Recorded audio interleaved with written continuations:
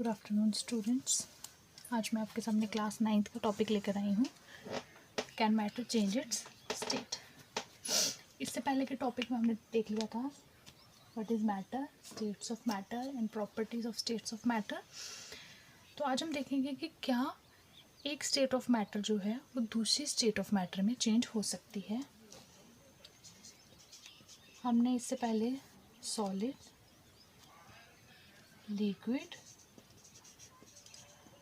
And gases, ये 3 states of matter के बारे में डिस्कस कर लिया था।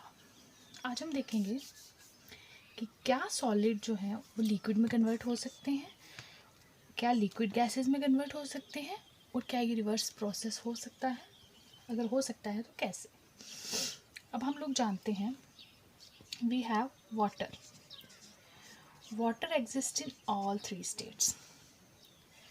वाटर आइस की फॉर्म में जब रहता है तो सॉलिड, लिक्विड फॉर्म में भी वाटर एग्जिस्ट करता है, और गैसियस फॉर्म में जब वाटर स्टीम में कन्वर्ट हो जाता है तो वेपर्स बना देता है, वो इसकी गैसियस फॉर्म हो जाती है। तो कैसे, जब हम वाटर को आइस, अगर वाटर आइस फॉर्म में है तो हम उसको लिक्विड फॉर्म में कैसे कन्वर्ट कर सकते हैं। इसके लिए हमारे पास 2 मेथड्स हैं। उसको करने से पहले हम देखेंगे effect of temperature on states, temperature and second is effect of pressure. यानी कि हम एक स्टेट ऑफ मैटर को दूसरी स्टेट ऑफ मैटर में कन्वर्ट करने से पहले देखेंगे कि उस पर टेम्परेचर का क्या इफेक्ट है, क्या स्टेट ऑफ मैटर टेम्परेचर से रिलेटेड है, या प्रेशर का क्या इफेक्ट है उस पर। सबसे पहले इफेक्ट ऑफ टेम्परेचर देख लेंगे हम। यहाँ पे साइड पे मैंने एक डायग्राम दे के रखा है, conversion of ice to water. अब आपको पता है कि आइस जो है वो सॉलिड है और वाटर जो है वो क्या है, लिक्विड। हमने यहाँ एक बीकर में आइस ले लेंगे, हम कुछ क्यूब्स ले लेंगे, नीचे एक बर्नर ऑन किया है, एक स्टैंड है। इस बीकर के बीच में जिसमें हमने आइस रखे हैं, आइस क्यूब्स रखे हैं, उसके बीच में हम एक थर्मामीटर लगा लेंगे और थर्मामीटर को स्टैंड की मदद से हैंग कर लेंगे बीकर के बीच में, और एक ग्लास रॉड लगा लेंगे which act as a stirrer. तो हम देखेंगे कि जब हम बर्नर को ऑन करते हैं तो जैसे ही हीटिंग का प्रोसेस शुरू होता है, टेम्परेचर इंक्रीज़ होता है, आइस विल स्टार्ट मेल्टिंग। तो पहल क्या होगा कि जो थर्मोमीटर में टेम्परेचर है वो आपको राइज होता हुआ दिखाई देगा।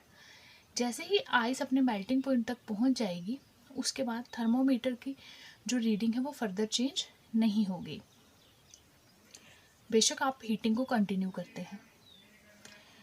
एट दिस पॉइंट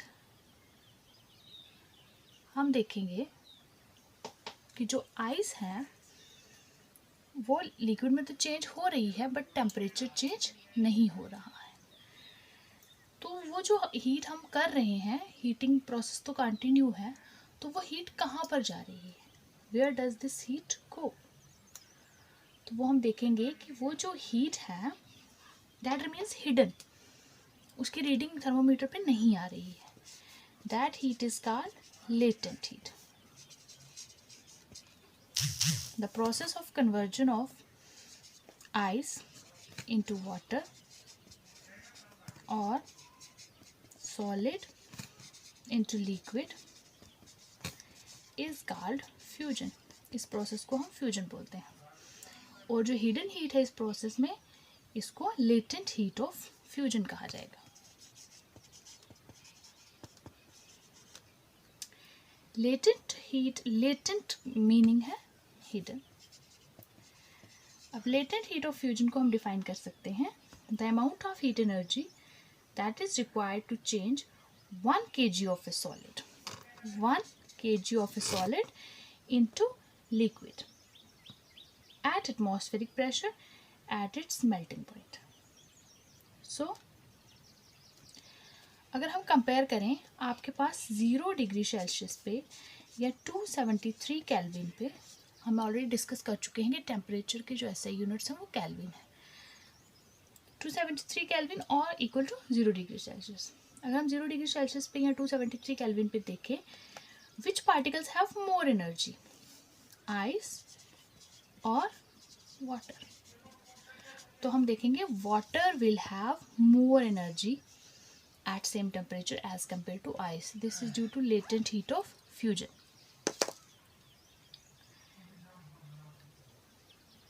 ऐसा इसलिए होता है, ये जो लेटेंट हीट है ये एक्चुअली हीट जाती कहाँ है, that heat is used in overcoming the force of attraction between particles.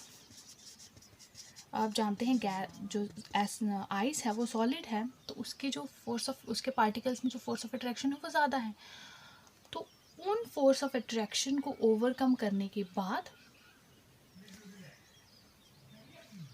उसको ओवरकम करने के लिए वो हीट एनर्जी कंज्यूम हो जाती है, that heat energy is converted into kinetic energy of molecules.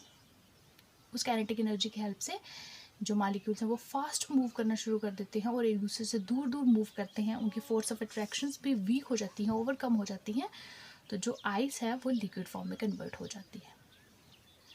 तो सिमिलरली अगर आप वाटर को वेपर्स में कन्वर्ट करना चाहेंगे तो भी आप इस बीकर में आइस की जगह पे वाटर ले सकते हैं, और सेम प्रोसेस आप देखेंगे कि सेम होगा। जब वाटर जो है वो वेपर्स में कन्वर्ट होना शुरू हो जाएगा तो आपका थर्मोमीटर जो है वो रीडिंग देना बंद कर देगा।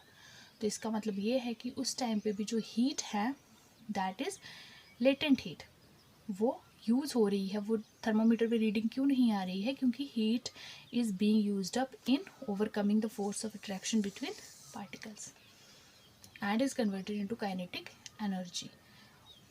पार्टिकल्स जो हैं वो फास्ट मूव करने के लिए उसको काइनेटिक एनर्जी में यूज़ कर लेते हैं।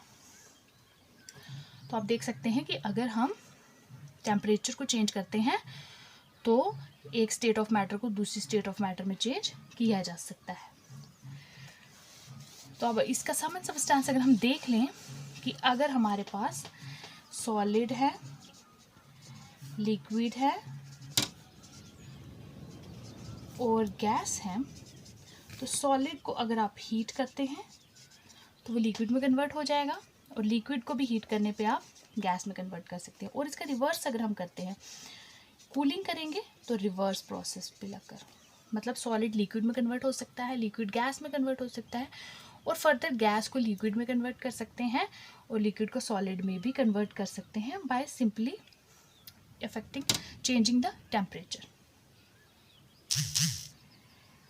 इसके अलावा अब हम कई बार कुछ ऐसी चीज़ें हैं जहाँ पे हम देखते हैं कि सॉलिड जो है वो डायरेक्ट कभी कभी गैस में भी कन्वर्ट हो सकते हैं without passing through liquid state. This process is called sublimation. Sublimation के सबसे ये सिंपल एग्जांपल हम ले लेते हैं कैम्फर। कैम्फर आप लोगों ने देखा है, also known as ammonium chloride. कपूर आप जानते हैं, कपूर जो घरों में पूजा के लिए यूज होता है वो। ये जो है it shows the property of sublimation. या फिर आपके पास नैप्थलीन बॉल्स होते हैं, ये भी प्रॉपर्टी शो करती है सब्लिमेशन की। यानी कि ये चीज़ें जो हैं they have the tendency to convert directly into gaseous state without passing through liquid state. तो ऐसी सब्सटेंसेस जो ये सॉलिड से डायरेक्ट गैस में कन्वर्ट कर होते हैं, जिस प्रोसेस से, उस प्रोसेस को सब्लिमेशन कहा जाता है।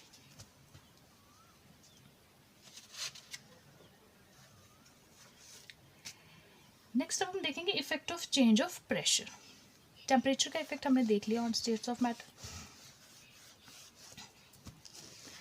अब हम इफेक्ट ऑफ प्रेशर देख लेंगे। प्रेशर का इफेक्ट टेम्परेचर के इफेक्ट से रिवर्स होगा।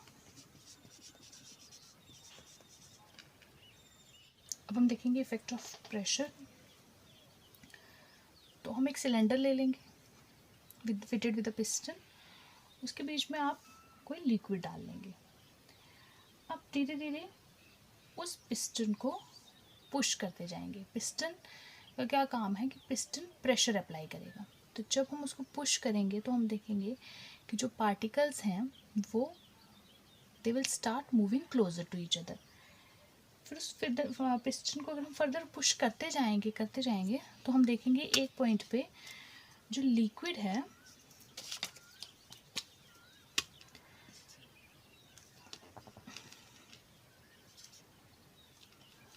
जो गैस है, सॉरी पहले हम गैस ले लेते हैं तो सिलेंडर में जो गैस है वो प्रेशर अप्लाई करने के बाद लिक्विड में चेंज हो जाएगी, लिक्विफाई हो जाएगी।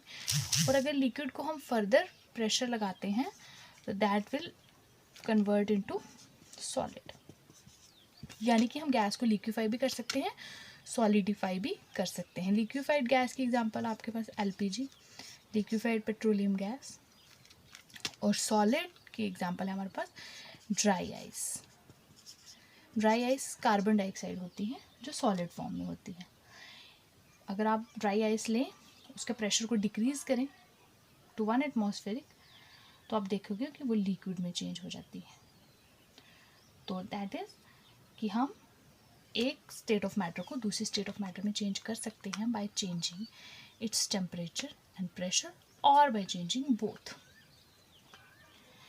तो ये जो प्रोसेस था हमने देखा कि हम सॉलिड जो हैं they can be converted into liquid, और लिक्विड जो हैं liquid can be converted into gases, gases can further directly convert into solid and solid can directly convert into gas. तो इस प्रोसेस को बोला जाता है सब्लिमेशन। सॉलिड डायरेक्ट में अगर गैस में कन्वर्ट हो जाते हैं without passing through liquid state तो उसको सब्लिमेशन कहेंगे। अगर गैसेस डायरेक्ट सॉलिड में कन्वर्ट हो जाती हैं तब भी उस प्रोसेस को हम सब्लिमेशन कहेंगे। सॉलिड के लिक्विड में चेंज होने के प्रोसेस को फ्यूजन कहा जाता है। लिक्विड के सॉलिड में कन्वर्ट होने के प्रोसेस को सॉलिडिफिकेशन कहा जाता है। लिक्विड के गैस में कन्वर्ट होने को वेपराइजेशन कहा जाता है, एंड गैस के लिक्विड में कन्वर्ट होने को कंडेंसेशन कहा जाता है।